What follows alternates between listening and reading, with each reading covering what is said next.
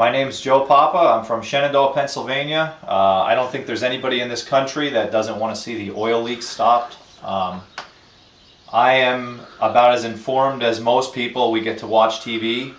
We get to see the images from the cameras that they show underwater.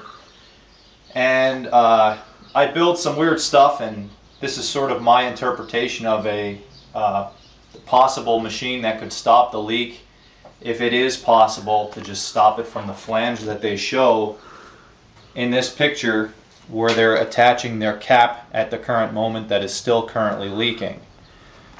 The idea that I had is kind of a simple design to me, and hopefully it's one of those things that are so stupid that maybe nobody thought of it. If they did and it's not a good idea, so be it. I just felt the need, just as I would if I saw somebody sitting on the side of the road, to stop and help them with their hood up. You know, if they have problems with their vehicle, I'd feel the need to do that. Everybody wants to see this thing stop, so I'm just going to present my idea.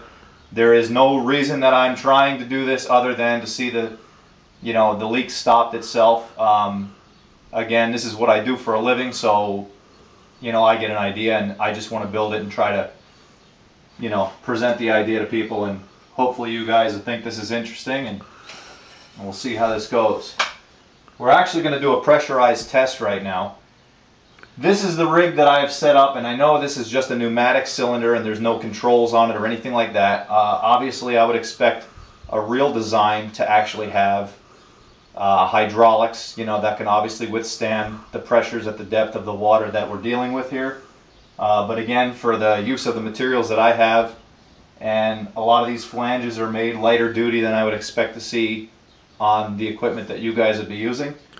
But here we go. We're going to do a little demonstration here. These little clips, you would lower this whole assembly down into the flange that's currently at the top of that blowout preventer or riser, and obviously that top flange would have to be removed before this can be done. But assuming that top flange is removed, you would lower this down into place. It would lock into this position, and obviously you couldn't pull it out at this point. The oil could still leak out the sides. Okay, now just as a pressure demonstration to see how this works, I'm actually going to hook up pressure to simulate leaking oil out the bottom of this thing.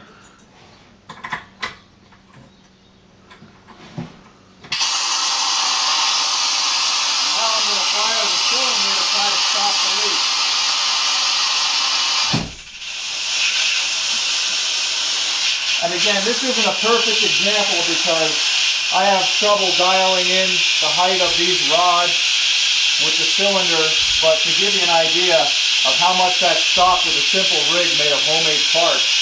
I mean, obviously with the right materials and the right design, this could potentially be a good idea if it's used the right way.